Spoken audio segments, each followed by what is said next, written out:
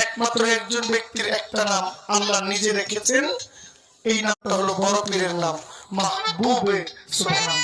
বলে কেউ বলে ফেলে যে আমার চেতনার জন্য এই কাজটা করবে বা প্রশ্ন করবে বা কিছু করবে, তখন তো আরো বেশি যেতি না ছিল ভারতবর্ষে ইসলাম প্রচার করার জন্য, কিন্তু ওনারা ইসলামটা প্রচার করতে পারলেন না, তাদেরকে হত্যা করা হয়েছে। যারা দুইজন গেছে ওই দুইজনও আগে রাসূল নিজে পাঠাইলেন, ওনারা নবীর আওলাদ, কিন্তু ওনারা যে পারলেন না, কেন পারলেন না? তারাকে পাহাড়ের উঠার সময় ঘোড়ার মধ্যেই একটা মাজার আছে যার নাম হলো নিমসা বাবার মাজার। এই নিম গাছের পাতা অর্ধেক মিষ্টি আর অর্ধেক তিতা।